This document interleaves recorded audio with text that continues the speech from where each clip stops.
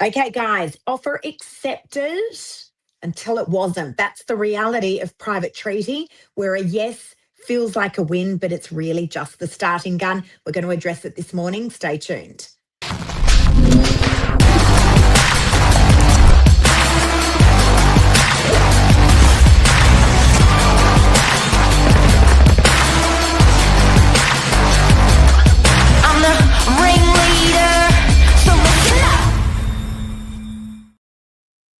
Good morning. How are you, Billy? I'm good, thank you. These like my my favorite phone call in real estate and my least favorite call in real estate, all packaged up in one conversation this morning. Yeah. So let's talk about how does that conversation go and what are we actually talking about this morning? Yeah, we're talking about offer acceptance until it wasn't, and I guess there's a lot of work that gets done between having the fabulous news presented to you that you've had your offer accepted and then actually the reality of making it official with a contract in place and exclusivity over the property or taking it off the market altogether. So we're going to talk about sort of the steps involved there. But how good is the phone call for a start? Just calling a buyer and saying your offer's been accepted is honestly my favorite part of the job. It is. I agree. It is literally the best feeling ever. I mean, I've had people screaming, crying. It is a wonderful, wonderful message to deliver for sure. It's one of our most favourite moments in real estate. There's that opportunity right there where we have the opportunity to be able to change people's lives. That's the reality. But often the next sentence that I have to say after that, when I say, Billy, congratulations, your offer has been accepted. I'm so thrilled for you guys. I do need to state, however, that the property is on the market until it's exchanged. So the quicker we can move things along with the exchange, the better it will be, because somehow the market just knows when an offer's been accepted. And look, there's some agents and agencies out there, Billy, that will actually write on the listing, offer accepted or under offer. You might have seen those words before. We actually don't do that as an office. And when we don't have to, guys. But, the market somehow knows when an offer's been accepted. It's the weirdest thing. And at the 11th hour, there's another buyer there.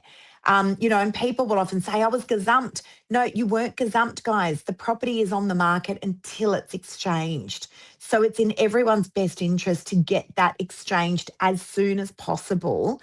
And this is where we often say, have really good people by your side. Have a great mortgage broker or a great banker that can assist with getting things moving along super quick, and have a great conveyancer or solicitor on your side. I've got one at the moment that I'm dealing with, and the solicitor was off. The solicitor was not working on Friday or yesterday. Yeah. And I'm like, goodness me, guys, we're trying to hold things together, until today. So, offer accepted does not mean that the property cannot be sold to anyone else. Yeah, nor does it mean you've purchased the property. We've fundamentally got agreement on terms and price.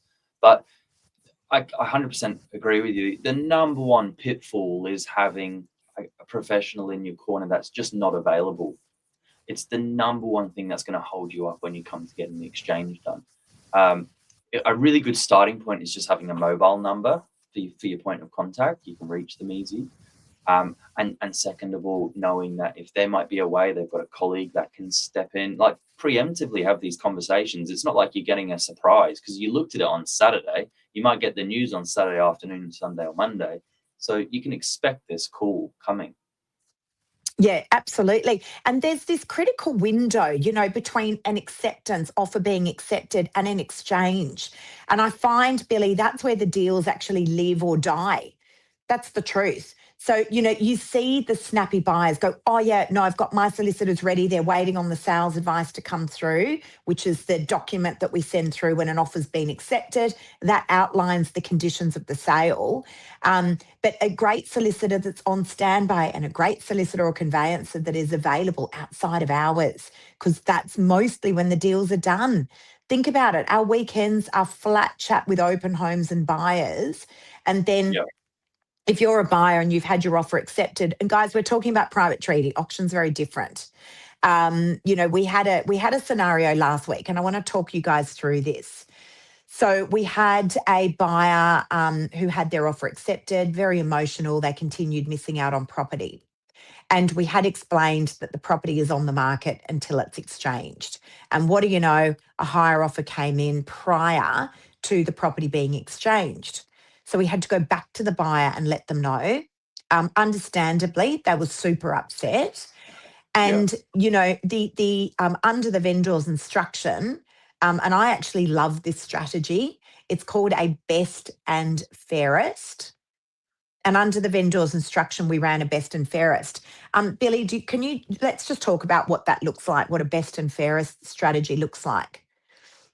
Yeah, when the vendor's got two offers to consider at very similar levels, both buyers are ready to exchange quickly, the terms might even be the same. It's an opportunity for them to just come back and put their walkaway offers in writing to the vendor. It's also a great way for a buyer to have no buyer remorse.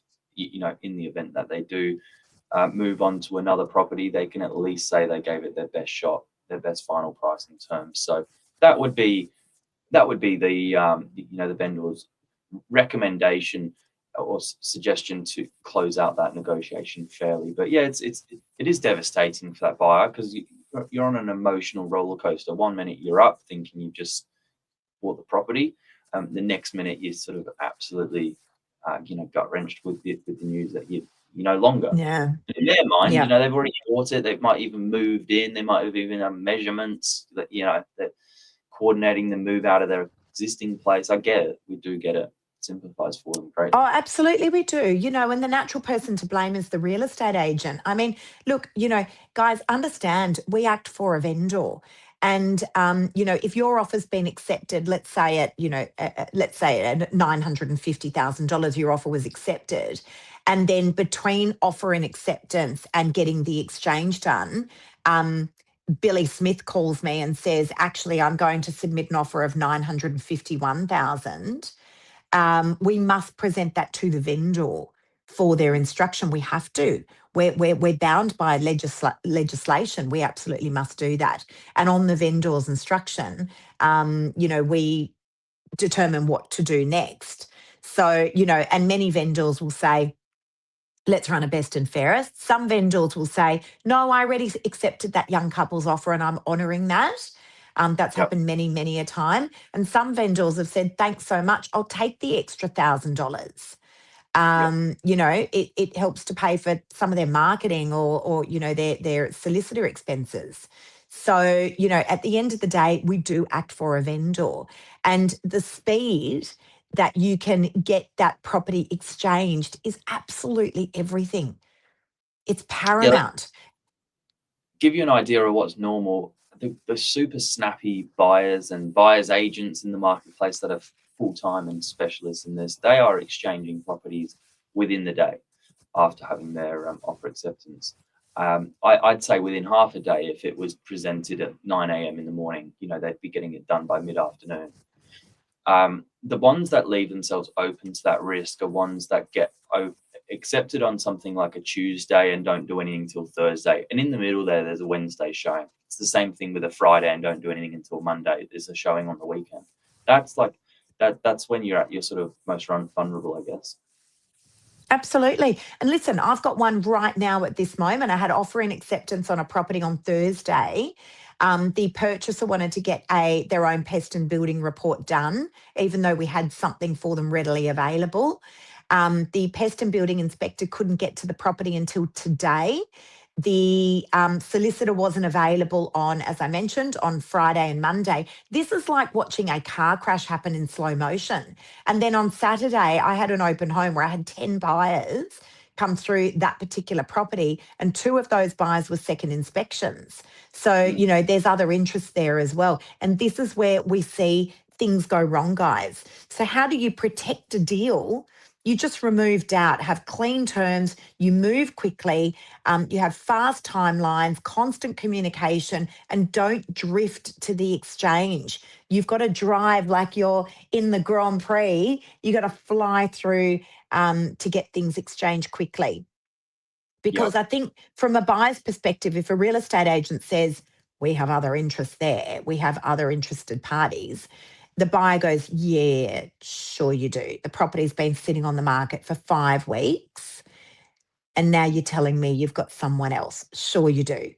And next minute we're like, guys, just to let you know, we've had another offer come through and the vendor's instructed us to exchange with that party.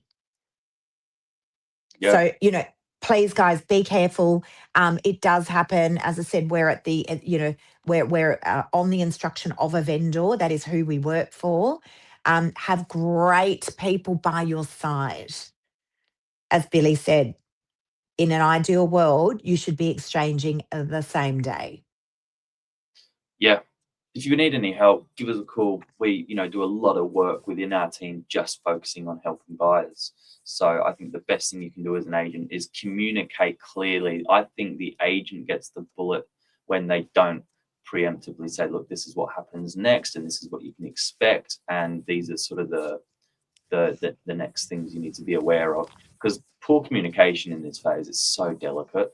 And I think that's why a vendor wants an experienced negotiator, because if you lose people's trust in this point, forget it, the deal is dead. I love that.